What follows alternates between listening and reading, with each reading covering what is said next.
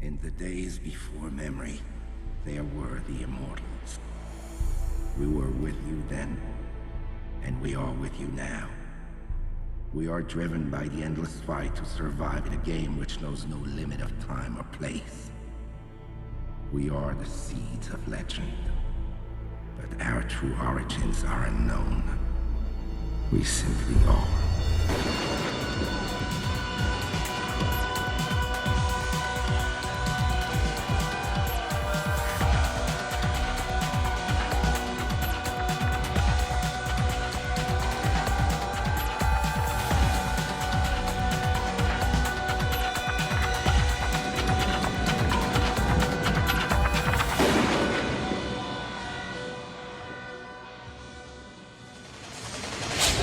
Want a hot dog? Welcome to the Highlander Rewatch podcast, the podcast where each and every week we talk about another facet of the Highlander universe.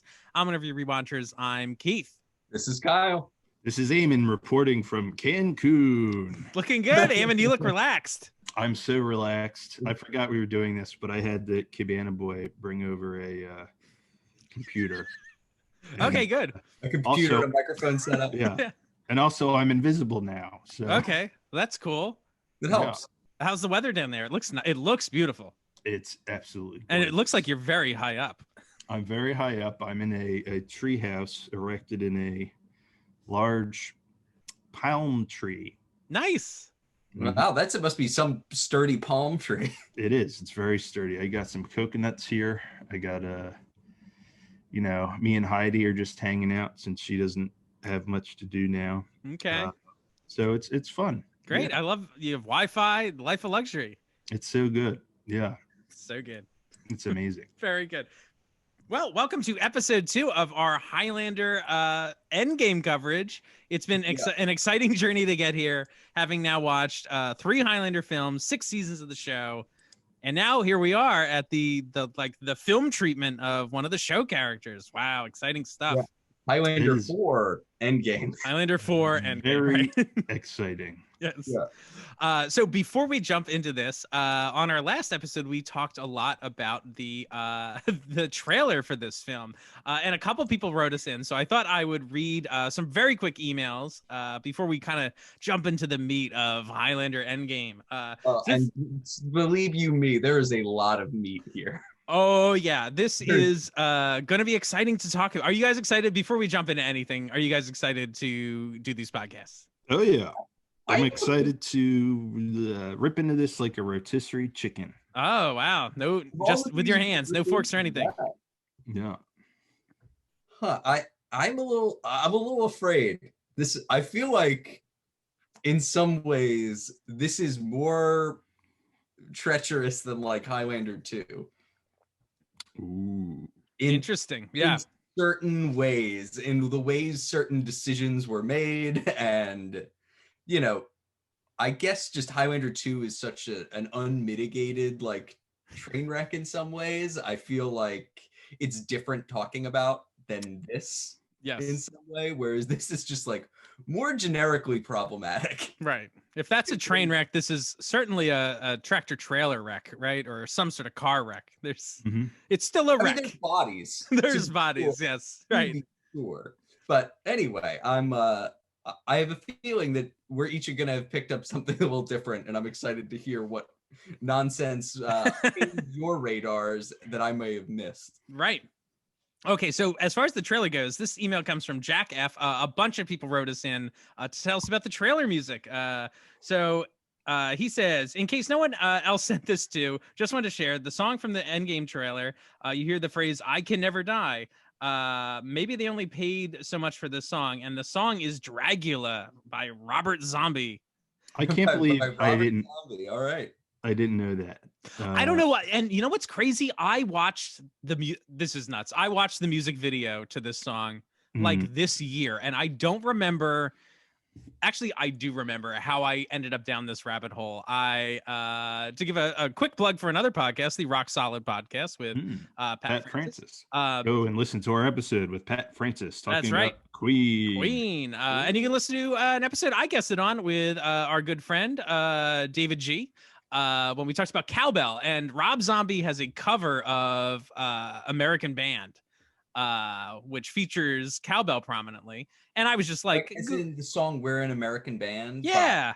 Who's that? Blood, Sweat, and Tears, or No, is it Grand Funk Railroad? Yeah, it is. Yeah. It is. Anyway, he has a cover of that song, and then I ended up down a Rob Zombie rabbit hole, and was listening to this. So anyway, the song "I Can Never Die" or that line is from Dragula by Rob Zombie. It's a crazy music video. It's actually pretty cool. I recommend it. And that was a big staple of like the anime music video scene back in the day. Oh, interesting. And that song's also in The Matrix, I believe. So interesting there. How about that? We got another email from Ryan L. He mentions that the song is Rob Zombie's Dragula. And he says, complete side note, Endgame was the first Highlander movie I ever saw at the ripe, impressionable age of 13. Uh-oh. Wow. I saw it in the theater with a friend who didn't know much more than I did about Highlander at the time. Funny enough, the marquee had it listed as Highlander 2. Lol. I can remember comments made at the time that this was supposed to be the true sequel to Highlander. I guess the movie did its job and created a new fan out of me because immediately afterwards, I went out and purchased the original Highlander on DVD. These days, I really struggle to find enjoyment in the film. The parts I like at the time have aged poorly, and the parts that bothered me just got worse and worse. At the time, though, this movie was the shit. To me, at least, anyway. That's very funny.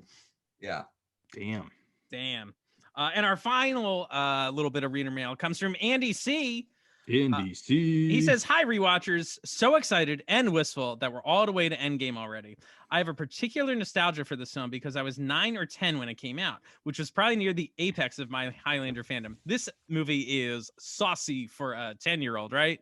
Yeah. Oh, yeah. There's a lot of buns. Yeah, a lot of buns, a lot of just nips. blood and blood and nips. You were a whore. Oh boy. Yikes. I don't doubt you will cover the conflict between Davis Panzer and Dimension Films over the way the movie was cut, which I think made what was probably already a B movie even worse. But I would love to hear you spend some time comparing these three versions of the film that have been released in any capacity: the theatrical cut, the producer's cut, and the DVD release. And the alternate rough cut included in the special features on the DVD. It's an interesting alternate look at what this movie could have been. And I remember as a kid, I always thought it was a better story. We'll see if that holds up to scrutiny. Well, you're in luck, Andy. We are going to be covering all the versions of this movie as best we can, which will be fun.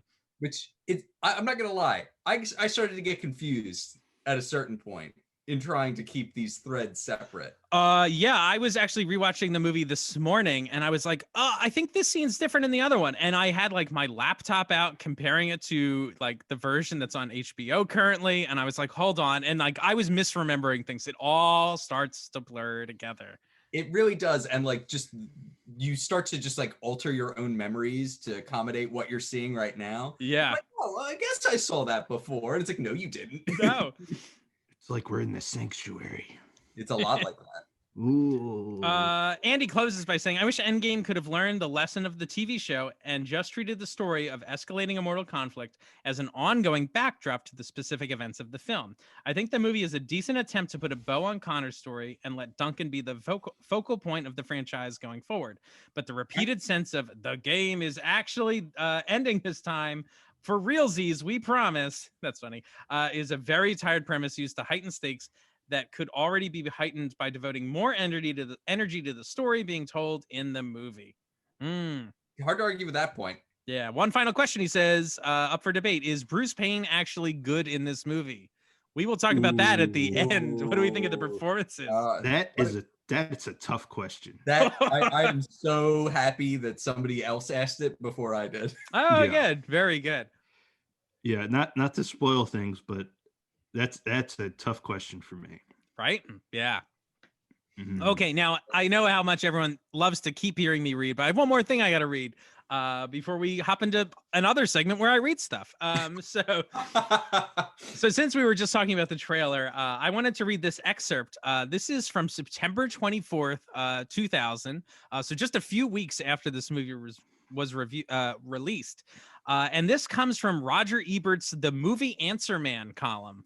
Ooh. So this was different than his, movie review column. He would just have this column where people could write in and ask him questions about movies, and he could, give a take on it, right?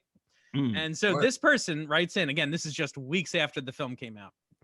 Question: in the trailer for Highlander Endgame, the villain is cut in two, is called a sorcerer, suspends a sword in midair, and views people on a magic floating crystal ball. The heroes are seen jumping through a poltergeist-style swirling vortex.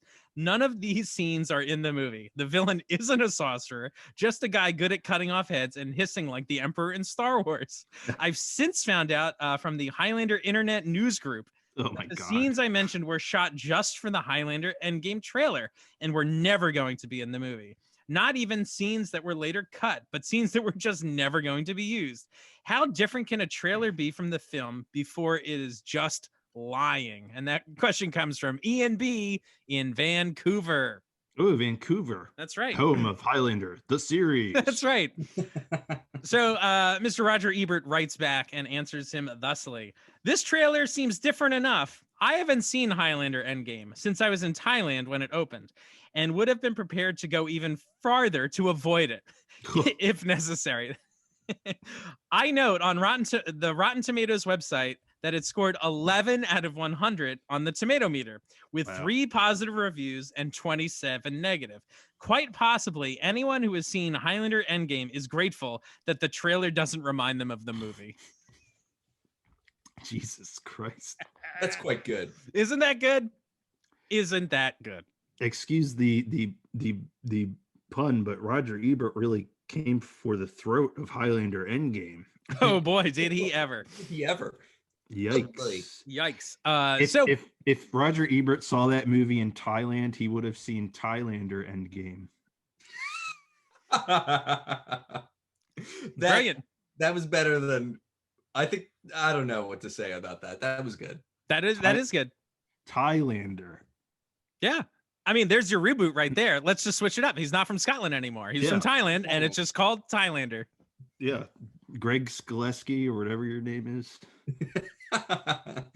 I mean, we can all agree that someone named that like the Bobo Chad Stahelski does make Thailander. Yeah, that would be Greg Skleski. Yeah, Greg Skleski. Chad, it's Chad. I have those movies. I don't know what's wrong with me.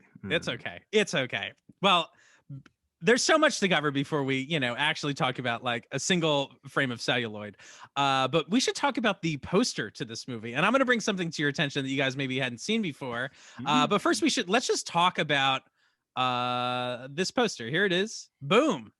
There it is. What do you guys think of the poster to this movie? As far as I know, there's really like only one poster. It's this, or they're facing us, right? With their swords above their head. Mm-hmm. I don't know. Was that on the poster or just the DVD? Good question. Yeah, I'm not sure. I associate that with the DVD cover, but I've never seen that poster. Yeah, I'm not sure. So I hate this poster. Why? Why is that? For one thing, I think the sword looks fake. Which sword? The Highlander, the big one here? The big middle one. Wow. All right. I don't think that's a good visual for a poster. Just the hilt doesn't the hilt look small to you, or the handle? Maybe a little bit. It almost looks like the hilt, like that this thing was like cobbled together with a couple different like pieces of Photoshop. Like I think the ball on the top looks like it was put on there. Yeah. Like it's not one single photo of the sword. Is there anything else on this poster that maybe looks like it was just kind of slapped on? Is there another thing you might want to add? The two lead actors of the movie? Oh, okay. It looks like they have different coats, different heads, different hands. Right? All photoshopped. Yeah. Right? It's nuts.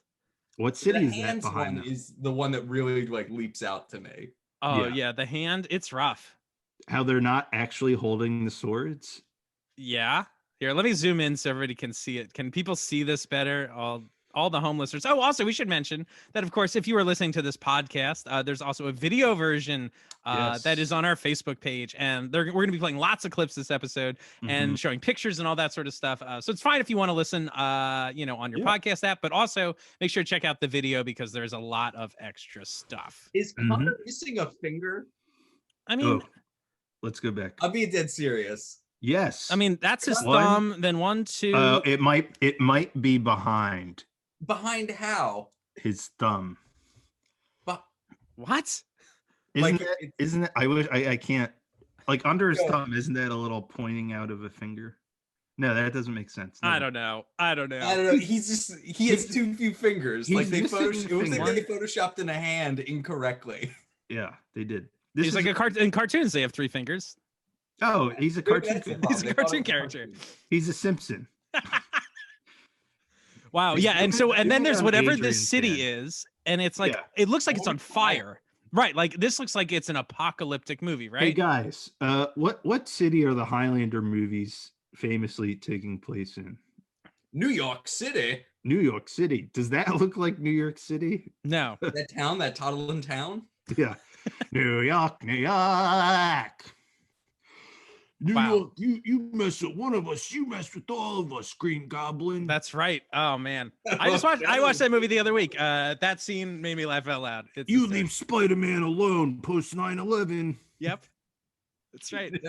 I'm not gonna joke though. I watched it and I laughed and I also clapped and I said, "Yeah, you tell him." I was also into it, so I was like, "They get Spider-Man." We had to be into it statistically. All right, well, we got to rip this Band-Aid off. So this is the But end. their head, wait, their Oh, heads okay. are their heads aren't on there for real too, right? No, that's Yeah, all messed Like up. you could like Duncan's head in particular. It almost looks like you can see individual pixels. Like Yeah. Yeah. Also, it's like weird, like the shadow on Duncan's head, like his eyes and nose are in shadow, but Connor's aren't, and his like back is in shadow. Like I don't know where the light is, so whatever. And like that is a great question. The light source is confusing. Adrian Paul is billed above Christopher Lambert on this poster, and you can't see his face. Correct. That's like what is his agent doing? Oh, right. What kind of kung fu did he pull to like get his name billed above fucking? I mean, you know, I bet that Lambert, was a requirement. God bless him. Like, you know, he's still a bigger star than Adrian Paul. Yeah. Yeah. At this point, Especially for like Highlander fans, I think. Like the Yeah. film still outperformed the show as much as we all love the show. But I feel like normal people, it's dwindling a little bit, but still probably know who Christopher Lambert is. Mhm. well, I mean, if you've seen Highlander or Mortal Kombat, like I guess Greystoke is still out there, but I don't know how many people would have seen it. Yeah. Well, around this time, definitely. I think. Yeah. Like nobody knows who Adrian Paul is. Like when I bring him up, except for nerds. Who's not into Yeah, right. Yeah. At least No with Lambert, offense. there's a chance you know him if you don't know Highlander. Yeah. I don't think that's true for AP. Right. Very good. All right, ready? All right, so we're going to rip the Band-Aid off because this isn't all I wanted to show you about this Highlander Endgame poster. Get ready for this shit. Uh-oh. Boom. This is... Illuminati confirmed. So while doing some Highlander research, I stumbled across an insane... Like this is like it's like a hidden messages like forum for like weird coding by Hollywood in movies. And I was like, what the fuck? what the fuck? And so this person has broken down how the Eye of Horus is like coded into the Highlander Endgame poster. So that's whatever this is, right? And it goes deeper. And then there's this like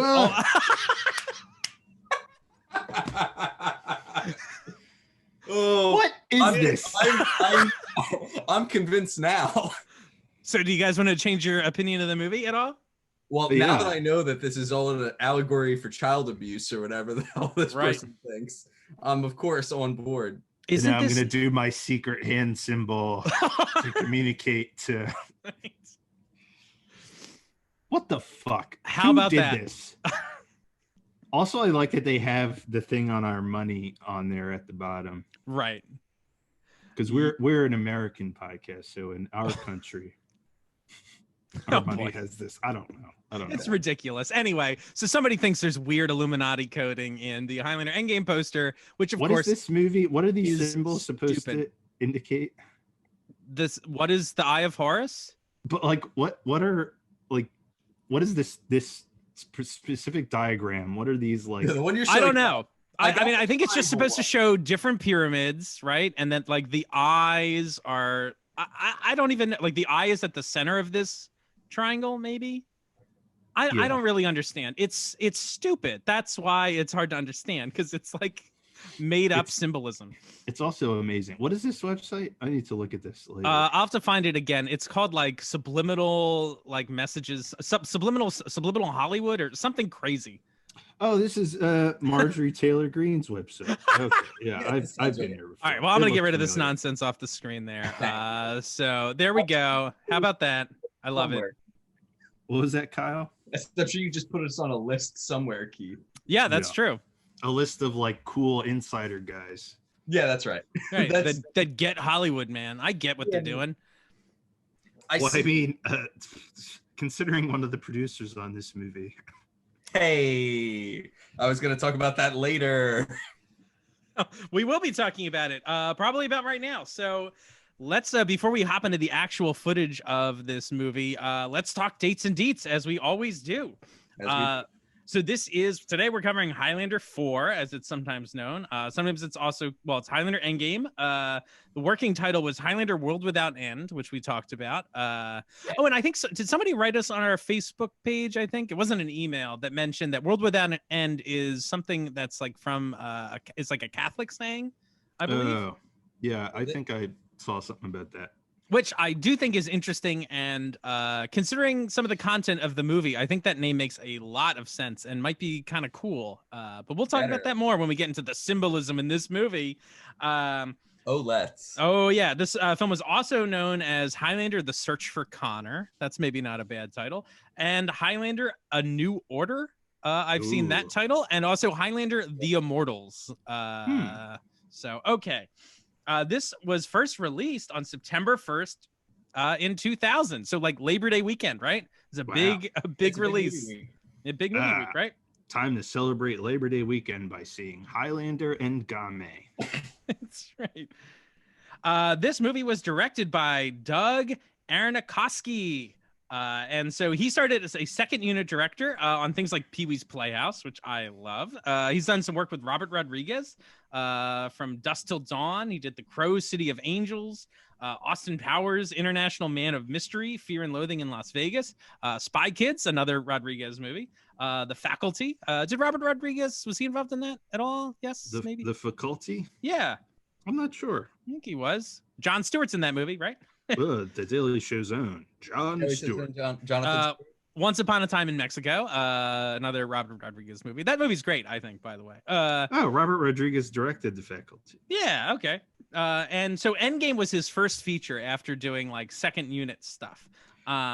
This guy's involved in like a lot of very good things. Yes, especially like more recently, like as opposed to doing features, he's been doing a lot of TV work.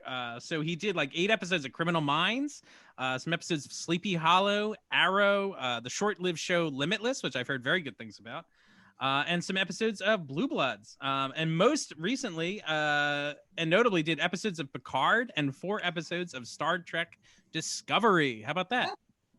This guy's working. Yeah, right. Make it so. Make it so. But one very fun thing that I'd like to show you that he did after Highlander and Game. This is from 2005. The director Doug also directed something called Safe Side: Stranger Danger, starring John Walsh from America's Most Wanted. Okay. And he may have directed another one of these as well. But I just want to play a little clip just so we can understand like kind of his shooting style, narrative structures, all that stuff. Here we go.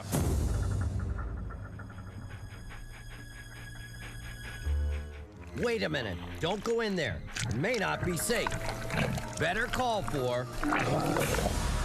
Ew. Better call... Safe Side Super Chick. And she's come to Earth to keep us all smart, cool, safe. Faster than your mother's toaster. More powerful than a runaway hamster. She's...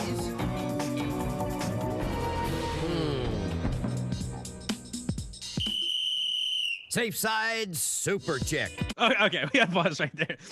What on earth is this? This must have been his passion project after Highlander Endgame. I don't know. No, I'm sure he just got called, and this was a very quick shoot for an educational film. We can bounce around. Oh my god, Eamon, that's your dog, right? Yeah, for the people who can't see this, this is a chihuahua in a witch's outfit pooping on a woman's head, maybe. Who has ice cream? Ice cream cone. I'll hit play. We'll see what happens. Why is the broom?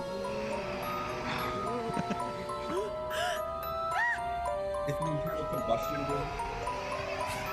We'll skip ahead again. I was a kid. What the? Oh, look at all those Cheetos. I love it. Cheetos. Ooh, Pong.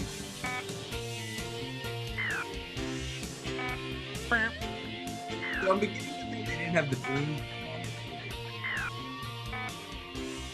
Okay, Yeah. so this is Stranger Danger.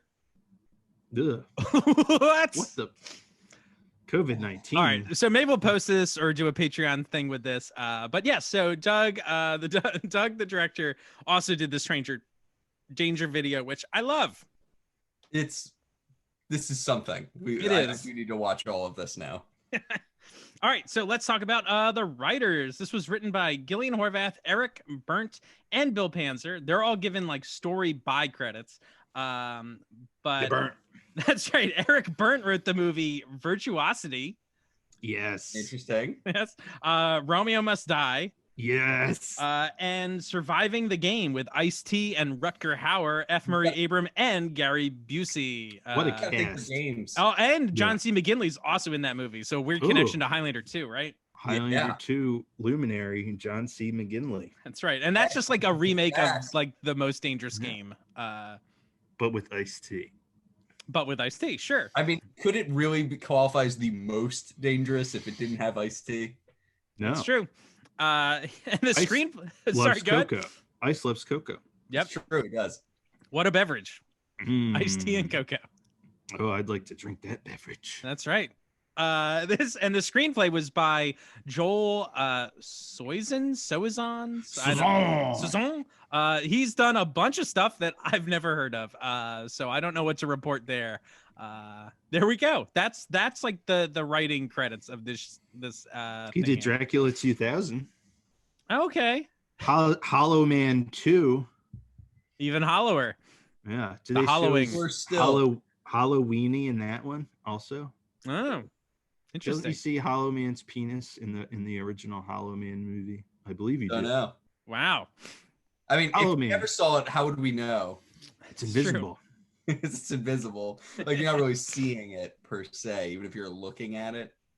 And That's I'm right. looking at it, baby. That's right. Wow. All right. So let's talk about who stars in this movie. Of course. We should just briefly say that the other writer included Gillian Horvath, friend of the show, Oh, yes. who is so intimately involved with many of the episodes that we know and love from the Highlander series. Mm-hmm. And go back and listen to our interview with Gillian Horvath. Yes. And I do remember talking to her about this. And like, I feel like she maybe mentioned that yeah, she came up with like some story ideas, but like we weren't quite sure where her story elements ended and where the new like screenplay began, right? Mhm. Like it's all this kind of mishmash of stuff. So who knows who came up with what ideas and what threads got picked up through multiple drafts of this movie and all sorts of stuff. So Yeah. But And we should give the footnote here that Gillian Horvath seems like a lovely person who's done a lot of good work for the Highlander franchise. Whatever we are about to say is not meant to be a reflection on her. Friend of the show, Gillian Horvath. that's right. Though That is correct. I imagine we're going to say some things that might be upsetting to a writer on this film. I just have to wager. But Well, the screenplay is by Joel. So Joel, this movie is not good. Anyway, sorry, Joel, we have less affection for you. all right, let's talk about the stars. We got Adrian Paul. He's back as Duncan Ooh. McLeod. That's right. The guy from Christmas Crime Stories? That's right. The guy from Christmas Crime Story, from small screen to big screen. AP is back. Then we also got Christopher Lambert in his Yes. fourth outing as Connor McLeod. Or I guess fifth. We Ooh. could call it fifth outing if we count the the Gathering, right? How about that? This film also stars Jim Burns, Dr. Peter Wingfield, and Beatty Edney. So we all know those familiar faces. Beatty Edney. I was very happy to see Beatty Edney was brought Oh, yeah. back She played Heather in the original Highlander film. She's back doing it again. I thought that was a pleasing bit of casting. Right. And speaking of people that come Absolutely. back, we also have Sheila Gish as Rachel Ellenstein. So she's Rachel from the original Highlander. And sadly she passed away a few years ago. But also a bit of trivia, she's the aunt of Ewan McGregor. Isn't that crazy? That is Oh, what? indeed quite I didn't crazy. know that. Yeah. Star How you Wars superstar Ewan McGregor. That's right. Hello, So General the Kenobi. villain of this movie is played by Bruce Payne. He plays Jacob Kell. He's been in a ton of stuff, but like honestly, most of it I've never seen. It's all British. It's a lot of British stuff, right? Yes. He was also in Dungeons and Dragons, which came out around the same time. And in 2015, he did a movie with Martin Kemp in the starring role. And we might remember Martin Kemp from the episode Avenging Angel and the band Spandau Ballet. Bruce Payne came down with bronchitis during the filming of this production. And they the production had to claim what's called force majeure, and rescheduling was done. Yeah. So it took about. I have many pieces of litigation pending about force majeure provisions. Oh, Ooh. interesting. What about Wait. Prima Nocta? Is that related? I don't think so. Okay, good. Yeah, Very good. Force majeure provisions are things that let you agree ahead of time to excuse performance under a contract when certain uncontrollable events like acts of God or plagues or terrorism occur. Or bronchitis? Mm. I imagine they some lawyers might have had something to say about whether bronchitis was a valid force majeure, but go on, Keith. Yeah, I'm curious because then he refused to return to Romania, and the company filmed the bulk of his action scenes, including the final battles between Duncan and Kell in London, England, because he just refused to go back. So I am very curious if there was illness or really that like, guys, this movie is a disaster, and so you call me when like at home, and I'll finish your movie then. I don't know. I mean, I don't know. You can't really tell in the movie that this had any effect on the quality, right? That's right. Yeah, The one consistent thing I've read about this Romania filming thing is that it was very cold. Everyone mentions that, like Right. off the cuff, freezing. how fucking cold it was. Yes. Like even when they're not talking about like Romania, they're like, "Yeah, we shot in Romania. It was really cold." Right. Like, so I feel like, and they were forced to shoot there. Not to get too much into it, but Well, we can mention that now. Let's talk about that. the studio forced them to film in Romania, and they didn't want to. They wanted to shoot in Vancouver. Right. And it Who was just forced them to because of I guess it was Dimension Film. Films. Okay. Dimension Yeah. Films, right? Because it was cheaper to shoot in Romania. Yeah, and of course, How do you film 6 fucking seasons of a TV show in Vancouver, and you have a major motion picture, and it's like cheaper to film in Romania? I don't understand that. I don't Also, understand it either. Not to point fingers, but wasn't that the problem with Highlander 2? Everyone's like, "Oh, it's shoot in Argentina. It's so cheap." Mm-hmm. And then they found out that like the crews didn't know quite what to do. Like it was just a different game over there, and They don't have the infrastructure to support filmmaking, and It cost them and ended up costing them more money. right. Yeah, apparently similar things happened on Endgame. It was just a mess. So People don't learn their lessons. Like, I don't know, a certain country's response to a worldwide pandemic might very good. be like, it winded up being more expensive than it needed to be in Right. terms of money and the cost of human lives. Anyway, Mm. not to get too political. All right, How many this people movie. died in the filming of Endgame. Everyone. I wish I died while I watched it. So this movie also stars Lisa Barbushia. I don't know if that's how you say her name. Barbushia. Lisa B as Kate McLeod. So she was Shawina, who's this kind of racist caricature of an Indian. Huh? Okay. In the 1998 comedy Almost Heroes with Chris Farley and Matthew Perry. Which is like kind of like a Lewis and Clark parody, right? And so she plays like the hot Native American woman, right? Sure, why not? Sure. She had a role in Bridget Jones's Diary in 2001. She plays the woman. I guess he's like, she's in his bathroom naked. More naked stuff, I guess. Sure. In 2006, she started a comedy called Rabbit Fever. The IMDb description for that film reads, "The Rabbit is the world's best-selling vibrator. In the past year alone, millions have been sold all over the globe. Now experts are warning that the Rabbit is becoming the new addiction. Women who start using it often find they simply cannot stop. This is the first movie to follow the trials and tribulations of a group of rabbit addicts as they attempt to kick their rabbit habit."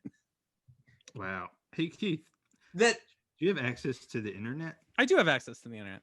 Can you pull up IMDb for me? Yes. you mean Internet Movie Database? Is that what we're doing? The very one. Yeah, what do you need, sir?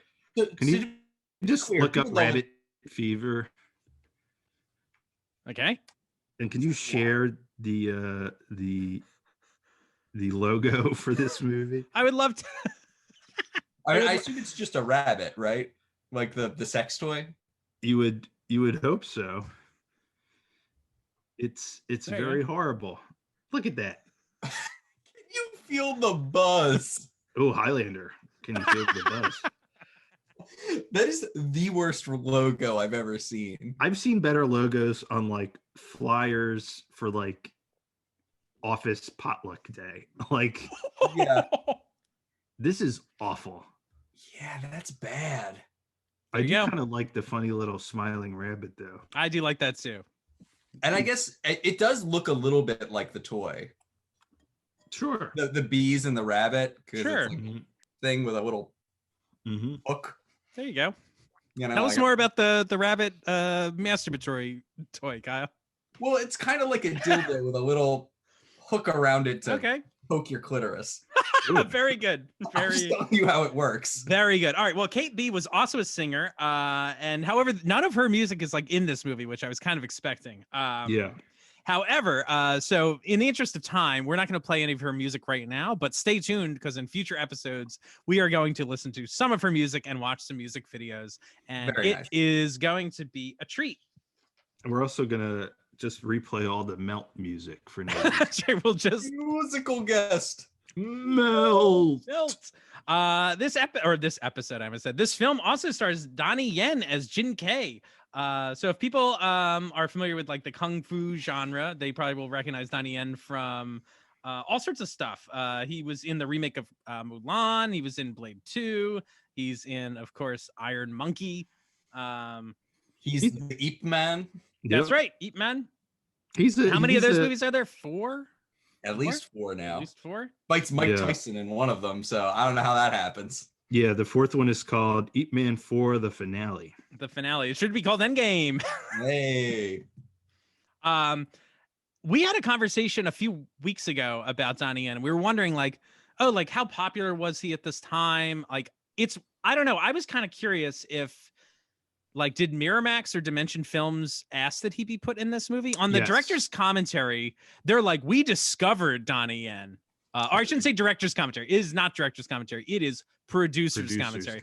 But they're like, we discovered this martial artist, Donnie Yen. But like right at this time, Miramax released Iron Monkey Mm-hmm. as Yes, well. it's Like a I have a great- feel like, so Yeah. Eamon, you said they asked, they like required him to be in this or wanted him? Yes, I read an interview in Scouring. I actually found it last night at like 1:00 in the morning when I Wow. was Nice. like up reading about this movie from our well, not our friend, but friend of Highlander, John Beerley, who unfortunately passed away, but he interviewed Donnie Yen for this, and Donnie Yen said that they saw Iron Monkey and they like wanted to be in the Donnie Yen business, and they asked for him to be in this movie. Gotcha. Because they didn't have any projects for him, and they're Right. like, well, Endgame, that's an action movie, can you be in that? So it just seems like they kind of tacked him onto this movie. Right. But he like, it's a good interview. I'll try Yeah, to find that's the cool. link and send it to you. But yeah, so I feel like they kind of just wedged him in. Right. He feels wedged, Yeah. Yeah. which is why he's constantly needing to break out. Yeah. He does this hand motion a lot in the movie. That's right. Oh yeah. He's always just yeah. like a magician who's just made a woman disappear. Very good. Well, before we read the IMDb description and get into taglines, I thought it'd be good if we play a little Highlander catalog game. It's been a minute since we played one of these. So now, of course, there is not like, because the show had kind of gone off the air by the time this movie had come out. So like the catalog was not like, there's not like a bunch of Highlander Endgame merch, which is really a bummer, I think, right? Yeah. I don't know. But I'm going to be reading out of a catalog that we actually we haven't used much, which is the 1996 catalog. The catalog is a very different style. I can't wait to showcase more items from this. But we're going to be talking about Highlander Rocks, the 3 video collector's set. And again, this is from 1996. And the way this goes is, Colin Eamon, I'm going to read you a description out of the Highlander catalog, and you're going to do your best to guess what the actual retail price of this item was within 20%. And if you get within that range, whoever gets closest gets to give their opinion first at the end of this episode. And you get my respect for the rest of it, which is good because everybody's in bad shape now. That's right. Very good. All right, so the description reads, item 144, plug into classic Highlander as 6 leading musical personalities play with the beat of eternity. A special gathering of rock and rollers transcend their musical roots to guest star as immortals in 6 dynamic episodes of Highlander. This unique compilation features the following episodes in a handsome collector's box. Sheena Easton in An Eye for an Eye, Martin Kemp in Avenging Angel, Vanity in Revenge of Sweet, Roland Gift in For Tomorrow We Die, Joan Jett in Freefall, and Roger Daltrey in Starcrossed. And that's it. That's the whole description. So what do you think of that handsome packaging? Yeah, that's what I was going to say. First up, it's hideous. This is some of the ugliest packaging I've ever seen. It's like vomit tie-dye. Handsome? And also, why are the episodes in that order? They're all out of order. I mean, I guess so. But you're not watching it for the story. You just want to see these rock stars, right? I guess. Also, side note, I'd forgotten until seeing this image that Joan Jett drowns a woman. That's right. Freefall, which, holy shit. Also, they couldn't find an image of Joan Jett that was just Joan Jett. They had to use like everyone else gets their own image, and Joan Jett's is her drowning someone. Yeah, that's crazy. Also, Sheena Easton, or not Sheena Easton, Vanity, like she just has like a headshot. Yeah. Like everyone else is like at least from an episode. Yep. What? There's there's actually, she looks great in that. I mean, she's wearing that Chuck E. Cheese outfit. Like there's clearly shots from that episode that like could be used for this. Very good in that episode. Very good. All right, Eamon, do you want to take a guess on how much you think this costs? $75. Wow, $75 for 3 VHS tapes. Very good. Hey, Kyle. These are rock stars. That's right. They are rock stars. I'm going to guess $55. $55. Kyle, you were the closest. However, you still did not get within 20%. Actual retail price in 1996 was $39.95. Wow. 3 things. And that would cost $66 today. Jesus. Yeah, Jesus. Wow. Jesus indeed. Did they ever actually make this? That's what I want to know. Oh, I bet they did. I bet they did too. I mean, do you think it came in those tie-dye packages, or do you think that changed? How did it? So it must have. Yeah, it's very handsome. It is very handsome. I do remember those sort of cases though. Like I did kind of think they were cool. Like they would mix all the plastic together and be like, "Here you go." What? What? No, you don't remember these cases? These like tie-dye cases? No. Yeah. I mean, it's like this. It was like I felt like they were just as cool as like when you would have like a Nintendo or Super Nintendo game cartridge that was like red or blue or gold, right? That's very cool. They were cool. Or when you would get like a record and the record would be a different color. That's popular today. People listen to different color vinyl. That's true. They do. I had a they do. God, I had a Nickelodeon tape that was orange. I don't remember what the show was. Okay. Isn't that cool? It is cool. Cool, Eamon. Keith, all right. Before we move on, can you go back yes. to IMDb? Oh no. Yes, sir. and I want you to look up a Donnie Yen movie. Can you type in Enter the Fat Dragon? And you say Enter the Fat Dragon? I did say that. This is from 2020. No, this is So this is a Whoa. movie that honestly, I'm came just out. picturing a remake of Enter the Dragon, only like Donnie Yen plays every character like Holy shit. Trump style. Do you want me to show the cover? Keith, could you please show the cover to Enter the Fat Dragon? Yes, sir. Oh boy, what is happening here? I kind of love this. That's amazing. What's going on down here too? What the fuck? So Kyle basically called it like I don't know what this is. Well, there What we is go. it? What is this? There we go. Donnie Yen. Donnie Yen.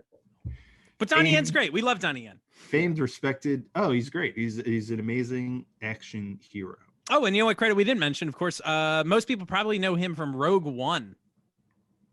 Oh, right. Yeah. He's great in that. He's fantastic, right? So that might be, I think, how a lot of contemporary audiences might know him today. Mm-hmm. Very good. Carving out the position right now. That's the best movie Disney has made of Star Ever? Wars. Oh, ever.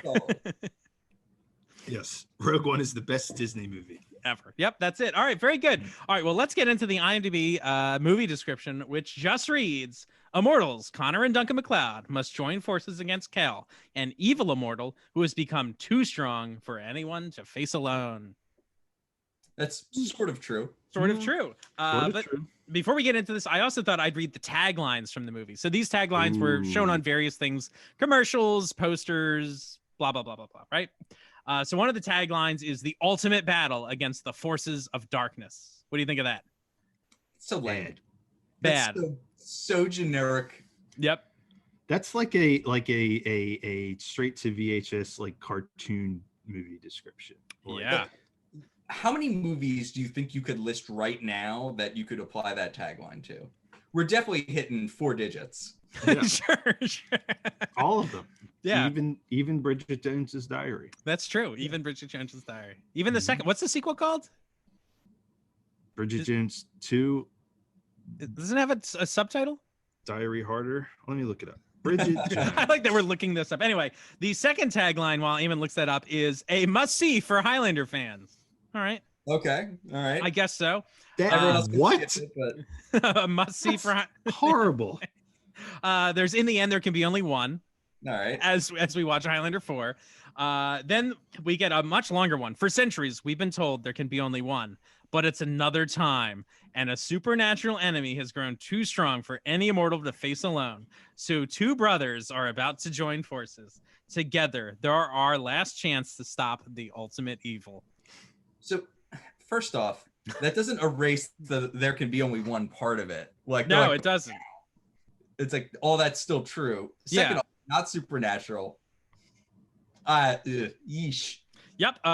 It says there's another one. It will take 2 immortals to defeat the ultimate evil, but in the end, there can be only one.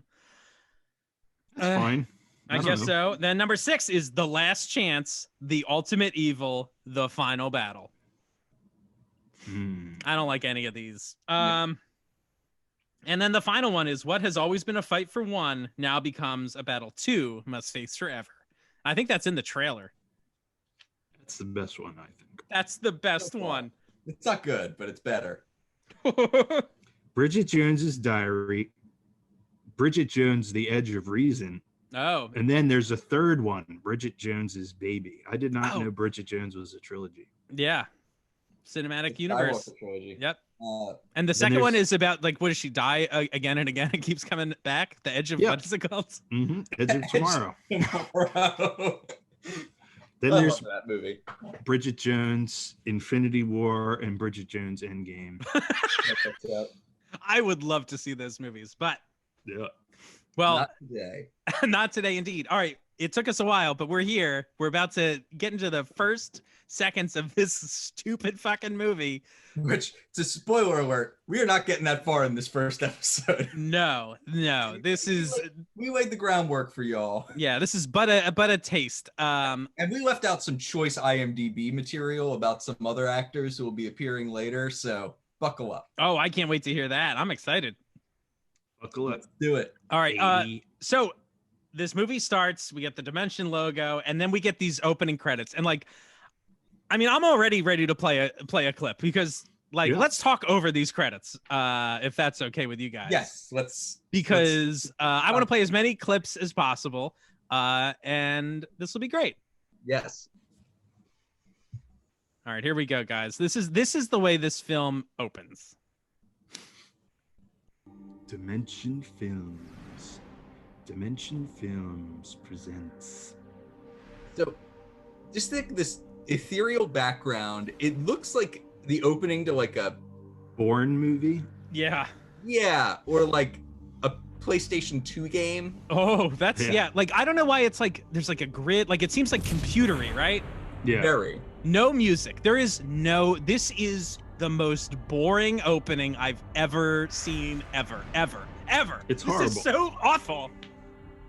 This like lilting Cornish music in the back isn't doing it for you. No, and it's like it seems really quick. Like the names are just popping up. Like this looks like this is like a made-for-TV like movie, right?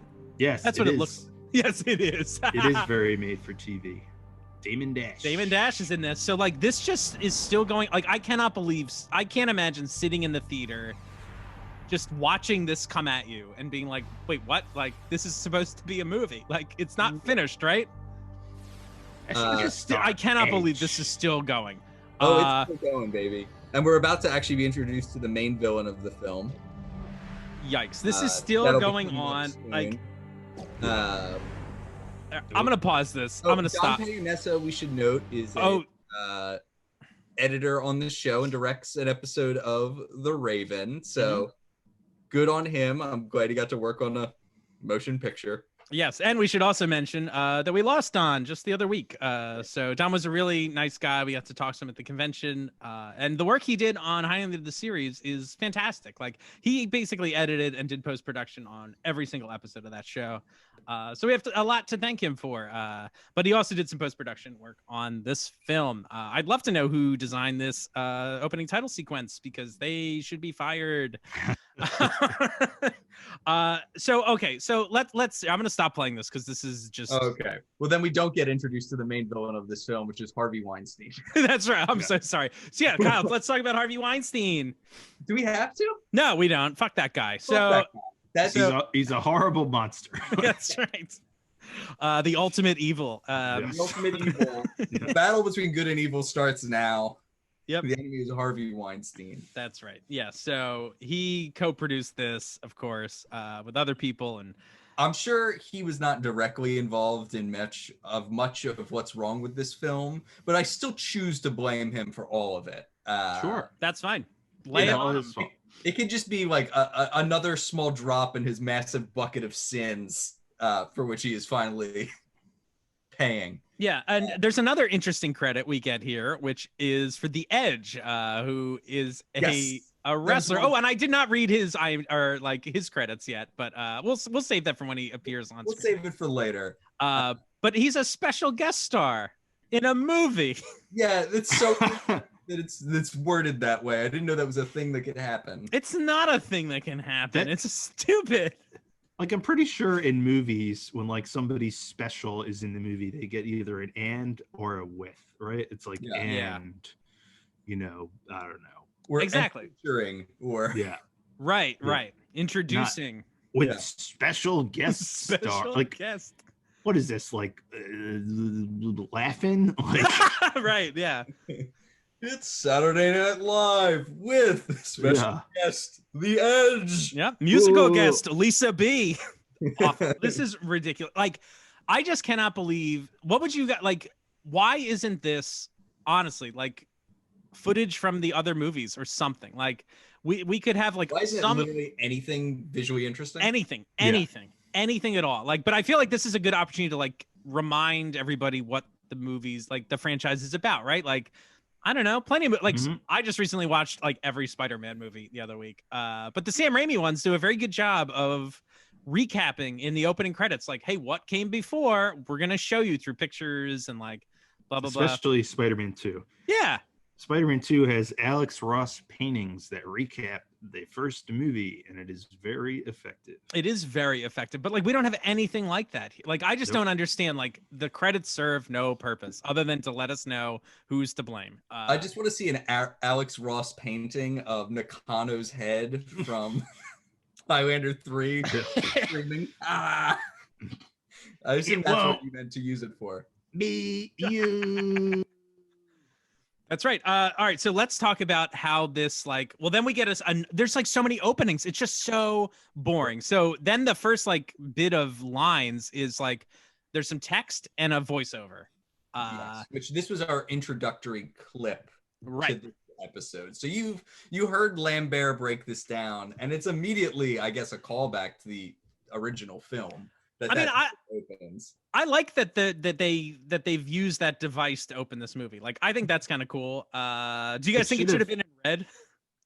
It should have been in red, and they should have actually opened the movie with it instead of these shitty, like those credits look like they came with like the editing software. You know what I mean? Yeah, like a demo. Yeah. Like you can just plug in the names and it'll do names this. in and pick a background, and there you go. Yeah, iMovie. Yeah, like these opening credits could have easily played like more subtly, like not have it. You could have also just not had an opening credit sequence, and it could have been voiceover, and then we kind of cut to our first scene, and in the corners you get starring Adrian Paul, music by, and like the credits just run over the movie. Like it's nutso.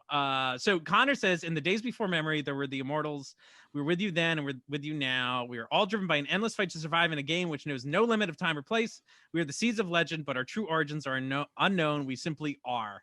And I'm just like, huh? Like, to me, this fucking is terrible. Like, it tells us nothing. It feels like it's the opening to The Source or something. Yes. Yeah, like the origins are not important. Yeah, like why is it talking about any of this stuff? And also, there is a scene later where in a we'll get into it in great depth, but they have like a exposition conversation in the middle of the film. And I'm like, yo, you know what you usually do with a voiceover? You knock that shit out. You like cover the exposition in the part where a guy is just talking at the audience. Yeah, especially in a film like this where they shove that exposition halfway into the movie. So like you don't get any of the rules until like you're almost done. It's crazy. Yeah, so like so it's so egregious that they did that later and not in the voiceover. Mm-hmm. Anyway, so I'm loving all the Queen that plays in the opening though. Oh yeah. I mean, just compare the opening credits of that movie of Highlander 1 to this. Like, what is happening? Like, what? I'm warning to everybody. I'm on the edge right now of losing my mind, and I am gonna flip out even more. You're on the special guest The Edge right now. I'm on the special guest The Edge right now. This movie is gonna make me lose it on this podcast. I swear to God, this is nuts. I'm just so angry. Anyway, like it's crazy as compared to either the opening of the movie or the opening of the TV show, because we're obsessed with the opening of the TV show because it's awesome. Finally figured out is so good, and the opening of the Highlander film is so good, and it's like two different approaches, but this is neither. And it's just a snooze fest. Yeah, I mean, I'll mention this now. Like you said, Kyle, that the show is so great. Like the credits. Like one big problem I have with this film is that even with Highlander 3, which they, I guess, started producing like a year into the TV show, maybe 2. Like I just don't understand. Like they, at least for this one, they made 6 seasons of this show with a crew that knew how to do it. Like you said, Eamon, like why move from Vancouver? Like, what did they learn from doing this for 6 years? Like, I mean, like the opening credits of the TV show were never as boring as this. Why? Because it's boring, and you don't want to make boring fucking entertainment. Like, I just don't understand how this can miss the mark so far, considering they had seemingly nailed it before. It's like they forgot everything they knew how to do. Agreed. Okay, sorry, everyone. I'm sorry. No. I'm gonna lose it. Producer interference? Like I honestly don't. Our studio, I don't know. Yeah, it doesn't make sense. I honestly don't understand. Like this is a weird poll. Were we talking about the Simpsons movie in our trailer? Oh, we were in our trailer Yeah, because we're we like, were. oh, how do we feel about, it always like kind of bugs me when they make movies out of shows, but then don't include like the production crew from the TV show on the film. And I Mhm. remember noticing on the Simpsons movie that they had the music done by Hans Zimmer. Mhm. And I was like, why did Hans Zimmer write the music to The Simpsons? Like, that's not necessary at all. And also, his music, he kind of just made it sound like Alf Clausen's from the show, who Yeah. I think got fired. But Alf Clausen did get fired. yeah, because he was also not writing his own music. But Yes. but like the Well, point alright. is that like why switch up the formula? Like why isn't Ken Gord producing these scenes? I don't understand. And like I just don't understand why people switch up this stuff so much. I don't know, whatever. Like, It makes because it's no a movie sense. and they need to use like a movie crew, whatever that means. But Yeah, baby. yeah, This baby. is big. This is the big time. big This time. is the movies. This is the movies. All right, we have to move on. We have to actually get to like the first scene in the movie because first all we've seen are like nonsensical just generated graphics. Go of on, the- Kyle. What happens? Oh no, I'm abdicating to you on this one. No, Alright. so this is where we get some of our first differences also between cuts and things like. Yes. So we get New York City 10 years ago. From when? Yeah, I guess From when? from when you were watching the movie. I mean, that's New the York, implication, New right? York. I mean, that's always the implication. If you just say 10 years ago, right? Like Yeah. it means from the minute you're watching it. Yeah. So we got to break this down. Let's talk about it. So there are several shots. Some shots are from New York. I'm pretty sure some other shots are from fucking Romania. Yes. I didn't think this looked too bad. I thought they did a good job. Like It's okay. it's Yeah. okay. I think it looks like a busy city street. They don't spend too much time here. Other than the subway sign doesn't look anything like a subway sign in New York. And also like they're not like they didn't even paint in the lines, like the lettering, it's like goofy. Yeah. Anyway, but I believe the very first line of dialogue in the Highlander film is "Do you want a hot dog?" That is Yes. like imagine like writing a script and being like, "How will I open this movie? Do you want a hot dog?" Like, great. So we should call out that is the producer's cut Yes. Right. opened that way, with Connor and Mac talking and having this kind of nonsensical conversation about like, do you want a hot dog? I think Connor just kind of like fucks off, right? He just Yep. leaves He for some leaves reason. immediately. It doesn't make any. I mean, should we watch this scene too? Sure. Let's watch the I scene. do want to see the "Do you get a hot dog?" I mean, oh, so Kyle, while I'm getting this clip ready, why don't you tell us how does the theatrical version open? You don't have to tell us describe it too much, but what is Well- the content of that? The theatrical version just skips right over this. Right. Connor is just walking down the street, intercut with Rachel going into the antique store. Rachel. All right, here we go. So let's watch this crazy scene. Here we go. This is the first scene proper of the producer's cut. Highlander. It's so slow. Yeah. They are speaking French. Want a hot dog? No, thanks. Just get Want a hot dog? Thanks. Wow. I've got an errand to run. I got an errand to run. Kind of skimpy on the ketchup. What? Duncan. That's hot dog. Phone. What? Wait. You called me in Paris and you said we have to meet.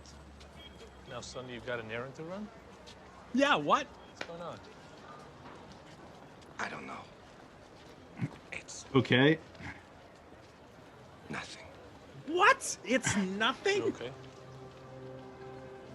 Yeah, I'm okay. Really? I know you're What? Better than that, Connor. This is really Seen you good. like this. People change, Duncan. You'll learn that. You learn Fine.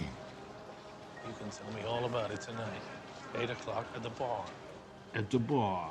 Oh, it's Bye. Christmas. That's right. Right. It's a Christmas movie. Right. 8 o'clock. And I'm fine.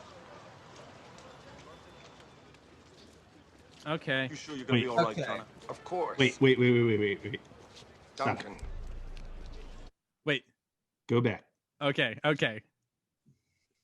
Go Further? back. No. Go up a little more. Go to like right when he starts walking away. Do right here. But go back a little more. Do you want to paused or do you want to? No, just play when he says, "Are you going to be okay?" Okay. You sure you're gonna be all right, Connor? That's not his voice, right? No, and no, not at all. Holy smokes! Let's do it again. You sure you're gonna be all right, Connor? Of course. Oh wow! That does not sound like Adrian Paul, and his mouth moves like one syllable to say that entire sentence. This is less than 2 minutes in. Yeah. And this is what we're dealing with. And he has a line not said by our top billed actor of this movie. Oh boy.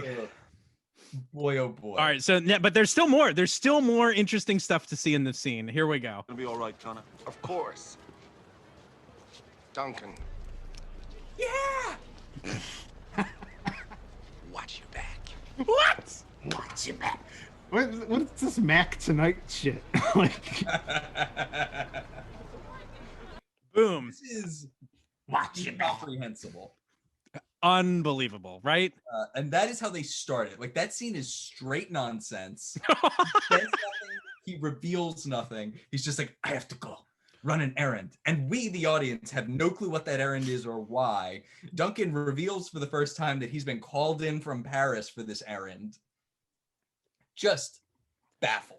It is just baffling. Watch your back.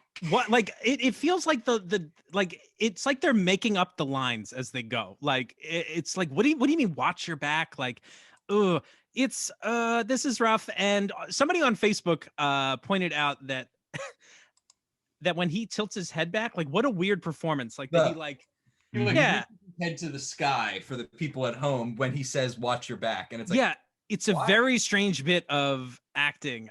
Somebody thought oh, go ahead, Eamon. I was going to say, is it like a Ray Charles thing or something? Ray Charles. What? Somebody is that offensive? I like Ray Charles. I see where this is going. Somebody on our Facebook page implied that they thought that this might have been. We got a little static here. Everybody okay? Yep. Okay, cool. Oh, thanks, Eamon. So Watch your back. That he was channeling Kane from Highlander 3. Right with the glasses and like that weird attitude. I kind of love that. I love that reading, but there is nothing in this film to make me think that's part of it, or maybe Christoph decided on his own to do that. But I don't understand anyone's motivation in this scene. Like, it makes no sense. and why would he invite Duncan? Just came from Paris to visit him, right? Or wherever. Yeah. And then he's just like, I gotta go without any, like, it doesn't make any, no one behaves this way. It doesn't make any sense. And it's horrible. Like, well, then, so now this is where it dovetails with the theatrical version. Sure. Basically. Because Connor's errand, I guess, is to go over to the antique store, but like, there's no That's an errand?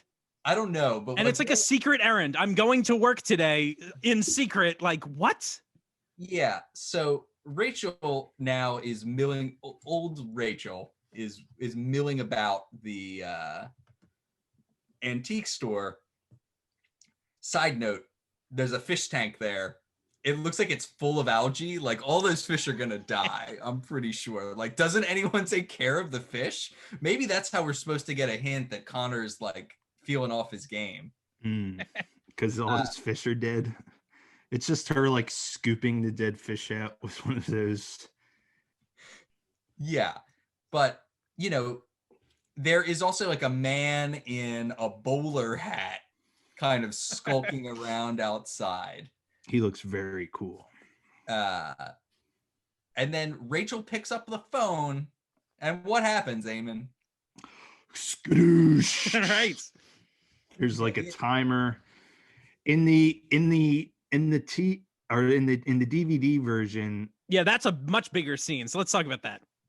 she like, it's kind of the same. She like goes into the antique store, but the door's open. So she's like, Connor, are you here? Right.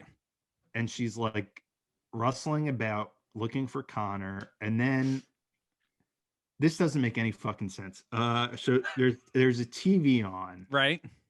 Was this in the theatrical?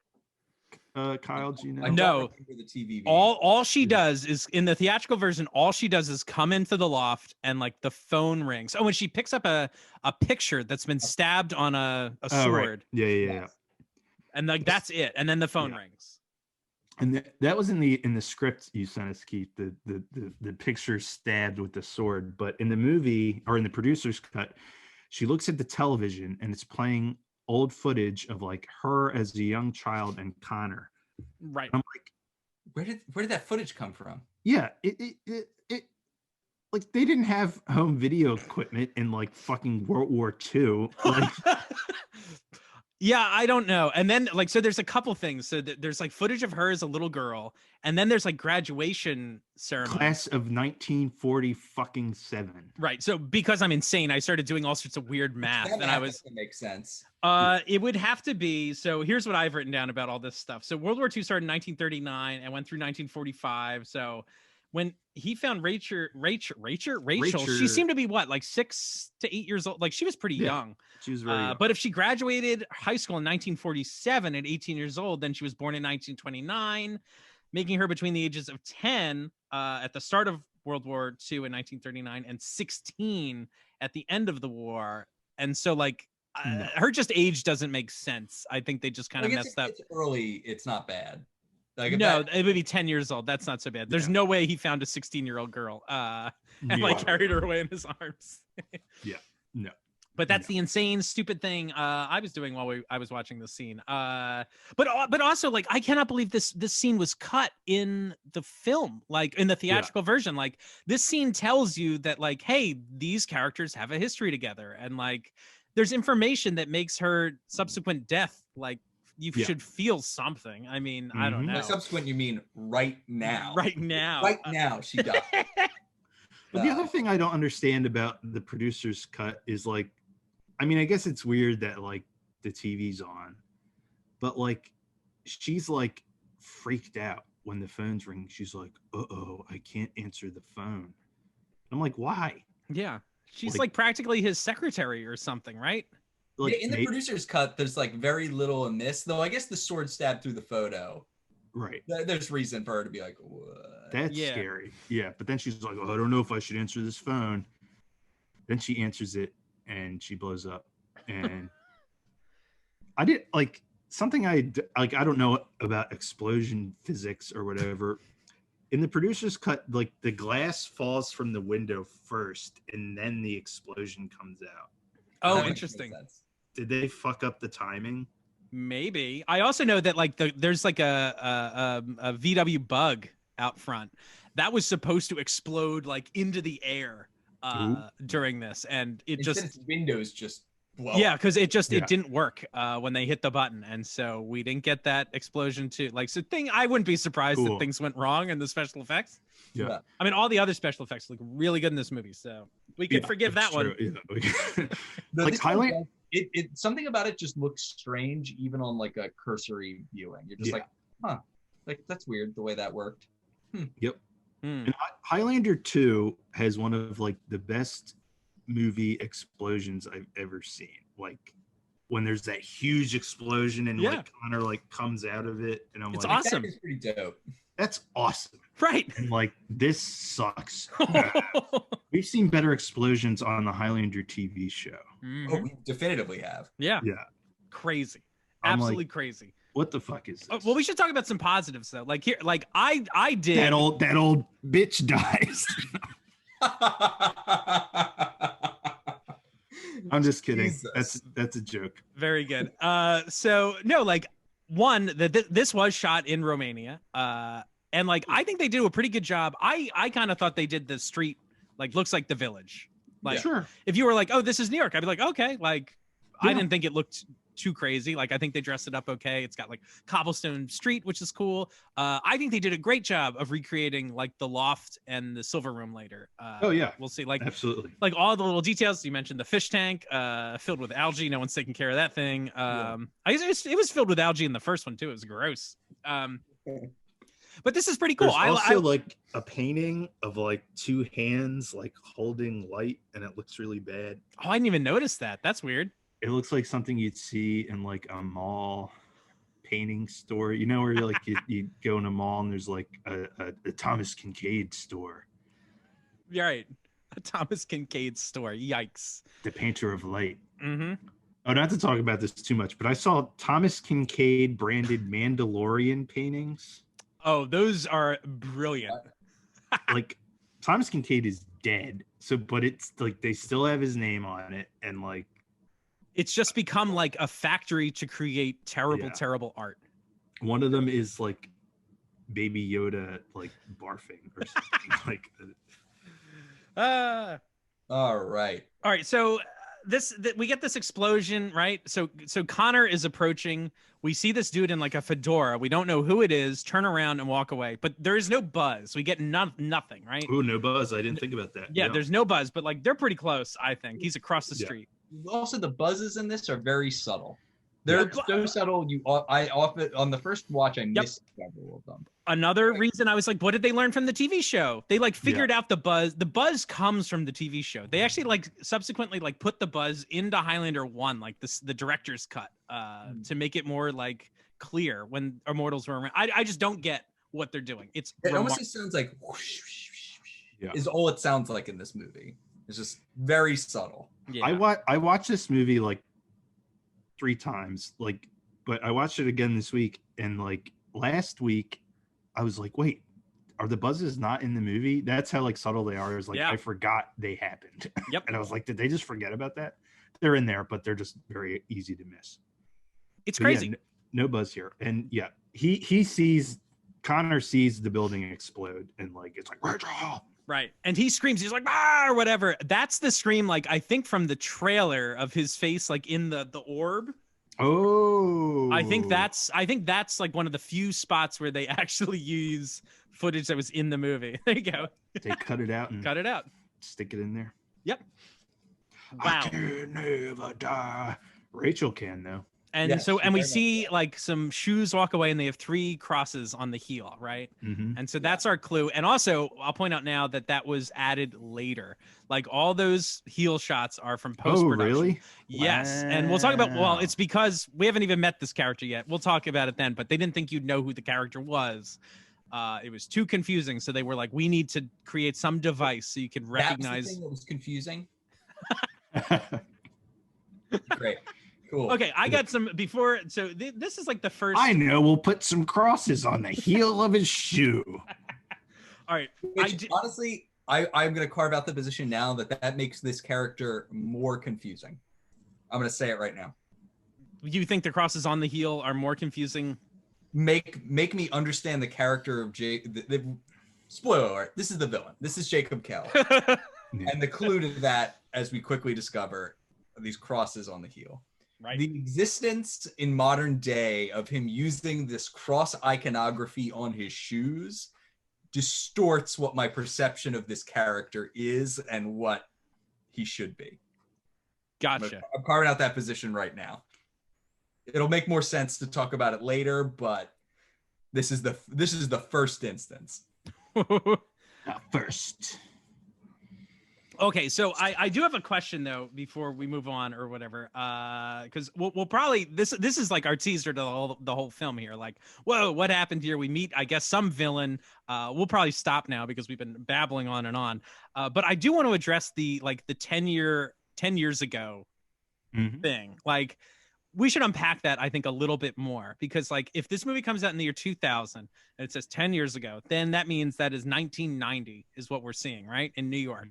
However, the events of like the TV show, like we will find out, that Connor ends up like going missing for 10 years and is like hidden away in this place called the Sanctuary. We'll get to all that later, but like, hold on. So now we have this issue that like this seemingly takes place before the series.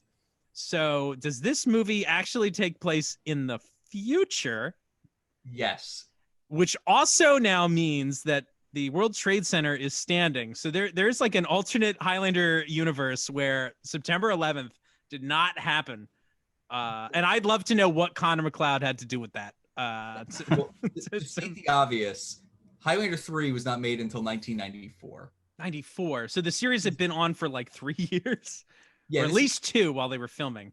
So 10 years from this can't have happened prior to the events of this movie can't have happened prior to Highlander 3, right?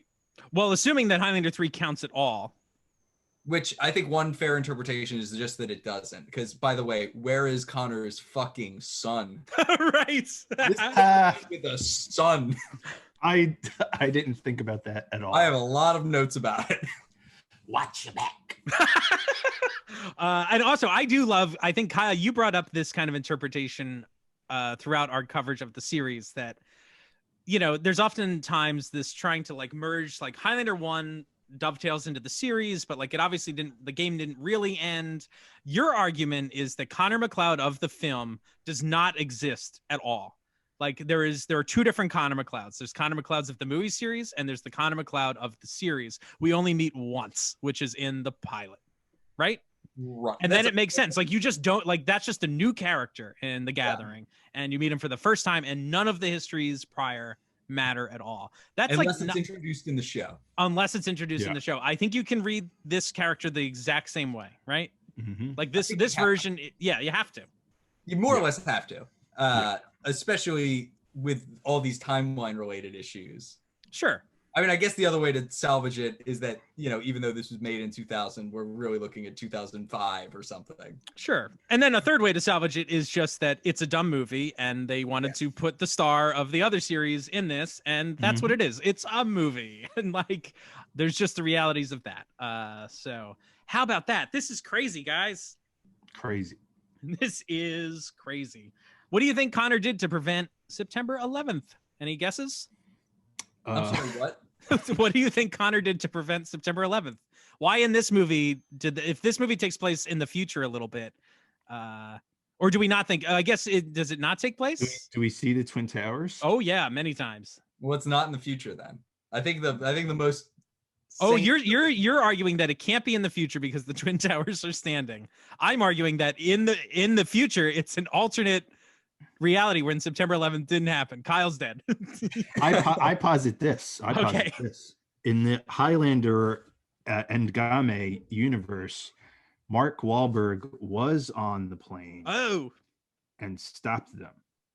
Because Mark Wahlberg famously says if he was on the plane, it would be different. The outcome would have been different. That's right. Surely this is the only possibility, so I'm on board with that. Yeah, very that's what good. happened. All right. Well, before we close out, that's that conspiracy fucking thing you just shared. Yeah. So before we wrap up this episode, we should play a little game. Oh boy. Okay, so we are going to play a quick game to wrap up our episode. We're going to play the game 3 and 5 with Kyle going head-to-head against Eamon. In this game, you'll have 5 seconds to give us 3 examples of whatever the question is. And so you get a point for each correct answer you give and a bonus point if you give us all 3. So maximum of 4 points. What was that, Kyle? Is that the rabbit? The rabbit symbol? Yeah, sure. Very good. All right. Boing. Boing. Are you guys ready to play? I'm ready. All right. Eamon, name me 3 Christopher Lambert movies that aren't Highlander films. Oh, fuck. Mortal Kombat. The Subway. Ghost Rider, Spirit of Vengeance. I don't know, man. I think you get 2. I think All right. That's fair. All right. Mr. Kyle. Yeah. Name 3 other condiments Duncan could have put on his hot dog other than ketchup. Mustard, relish, onions. God damn it. I'm sorry, you got a movie question, job. and Kyle got a made-up question about hot dog condiments. See, normally these things go the opposite way, so I'm actually thrilled to be on the receiving end of that gift. That's right. Never mind. I know what you're gonna say. Yeah, I'm not gonna say it. All right, Eamon. We didn't What? We didn't talk about the ketchup hot dog thing. Was Talk that about it on right now. purpose? Just a quick aside. So there's this whole like school of thought where you're not allowed to put ketchup on a hot dog. Right. Is this a Philadelphian thing? I've always put ketchup on hot dogs. Always. I think it's associated a lot with Chicago. A lot of Chicago places are like absolutely no ketchup. I don't know. I don't think I'm not a harsh critic of people that put ketchup on their hot dogs. It's okay. I've talked to people about putting ketchup on hot dogs, and like they've reacted fiercer than if like I told them I was a racist. It's stupid. Yeah, I Well, don't I think get that it. says a lot about the acceptability of racism. But It's a dark country you live in. I'll say that. Not the. So- Never mind. Bad phrasing. Anyway, very good. I think it's fine that he puts ketchup on it in the producer's commentary. They call that out, and I believe that is the way Adrian likes his hot dog. So Ooh. that is why he did it. So I like that. Adrian Paul, That's fair. friend. that's right. of I like to dual ketchup. wield. I like a ketchup and a mustard. That's Yeah. fine. Put whatever on the hot dog. If you feel like eating mustard, have some mustard. Also, like it's fun such to a switch up democratic shit. food. Like what? Like why are there all these crazy food rules? Anyway, I don't know. I thought we lived in America. It's Yeah. the people's tubed meat. Give them what they want. That's right. all right, Aiden, you're Eamon. up. Yes, sir. Name me 3 love interests in Highlander films. Oh, Brenda Wyatt. Oh, God damn it. Heather and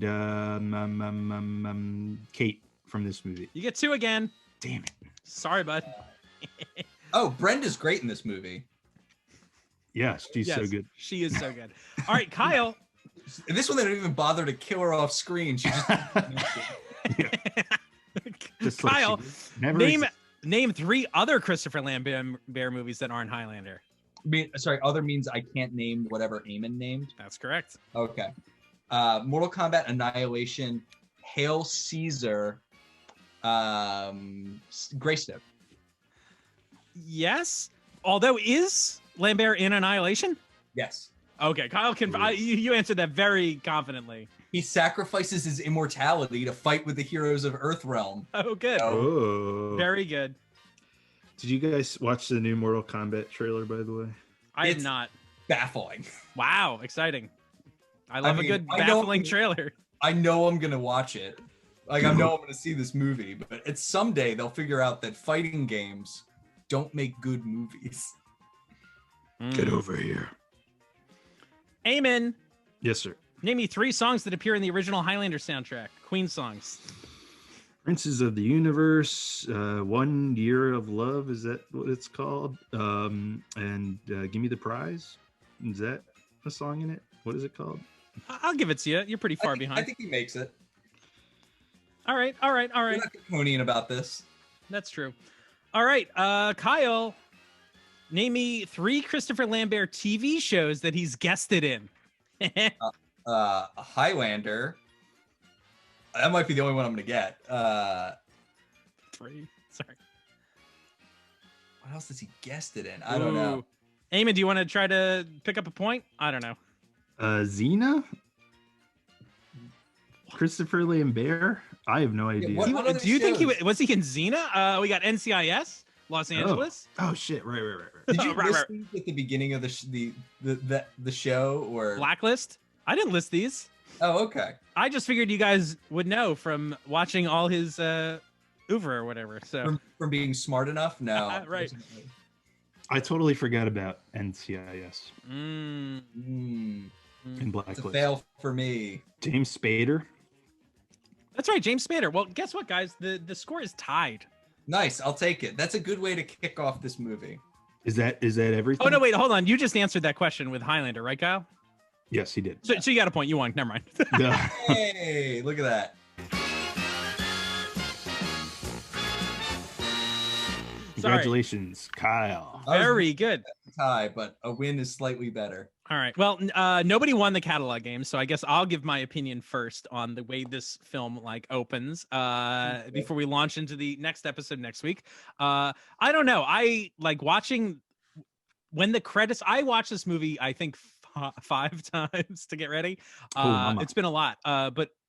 And I watched it first without taking notes. I was like, let me just throw on the movie. I want to just That's interesting. I experience. did the same thing. Right. Like I didn't want to get too bogged down in it. I just wanted to have fun watching it.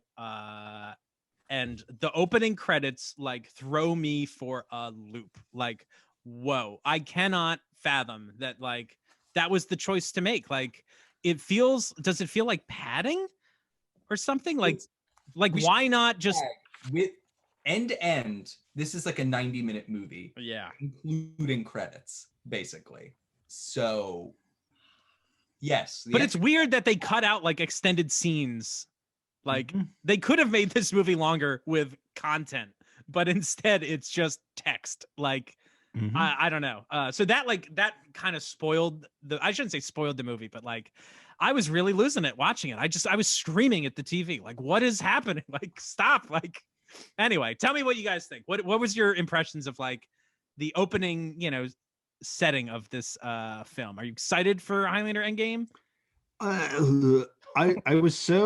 I'm like, oh cool, our heroes together. And then it's like there's a hot dog and like they don't say anything. Like it's all like this is like, the movie was due and they had to improvise the scene. Yeah. You know what I mean? Like it's like, I have an errand to run out of nowhere. Right.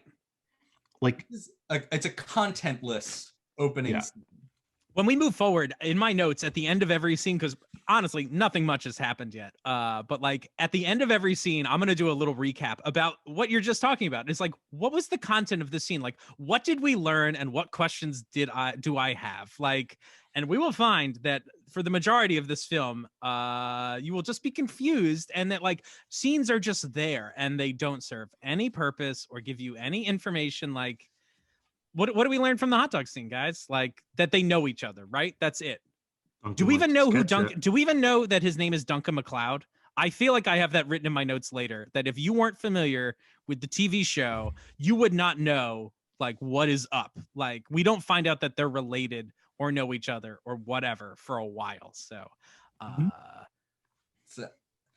trying to disentangle how I would feel. The first time I saw this, I believe I saw the incomprehensible hot dog opening. And that was the part that made me scream. Like, I just kind of ignored the opening credits for the most part until Harvey Weinstein's name showed up. And like, it didn't bug me that much. The one that got me, though, was this hot dog scene. Because, again, first scene of the movie. And that's just baffling and unforgivable the way that all plays out. That being said, the theatrical opening, which again I don't understand why it makes some of the cuts it makes about like what Rachel does when she gets into the antique store. And again, prorating this for someone who knows who this character fucking is. The opening of her like going up in an explosion is somewhat interesting. I'm like, tell me more. What happened? Connor's upset. I don't know why the theatrical version cuts out some of the markers that let you know why you should care about Rachel. Right.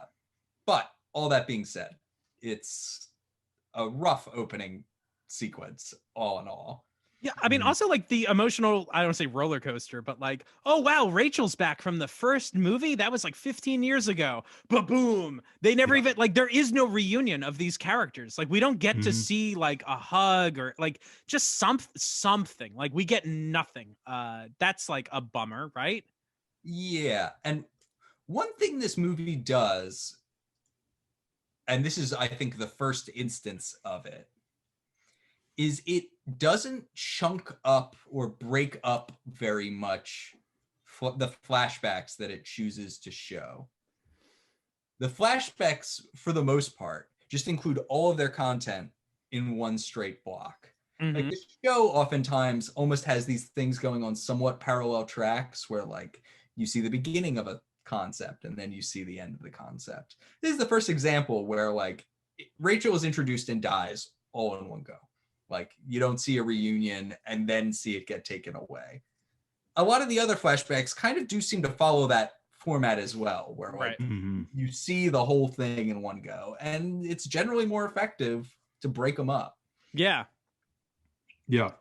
Another thing we didn't discuss, I love that we're like wrapping up the show and I'm like, I'm going to play a clip because we were wondering like, what is this errand that he's got to run, right? That's like a secret.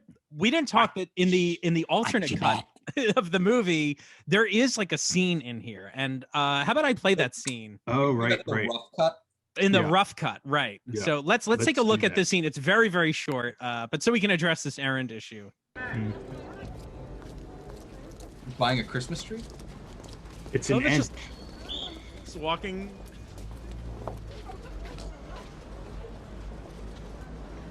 He wears a brown shoe. Where's his tennis shoes? He's got some fashion sense now. It's not the 80s, man. Sneakers are out. My favorite part of the movie coming up. Right on time. Who was that? Haven't a clue. But he's left the tree here every Christmas since 1877. Since 1877? Exactly. Here, give me a hand.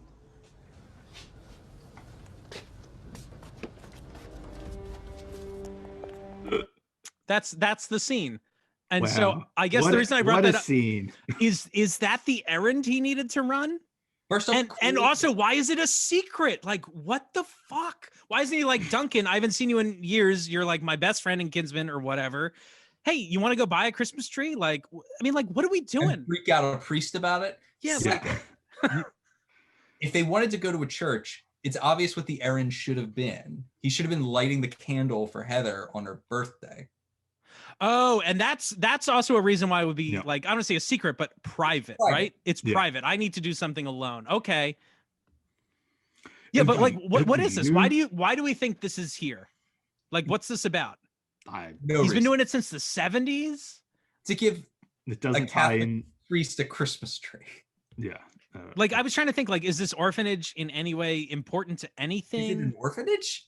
Wasn't it? I don't know. I think it's supposed to be an orphanage. Well, fair enough. I don't understand. Why is this here? It's so stupid. You leave the Christmas tree. Well, I'm glad that you showed us that because I forgot all about it. Yeah, right. I also love the shot of just a Christmas tree like above people's Hobbling heads. around. Like, it's so comical. It's ridiculous.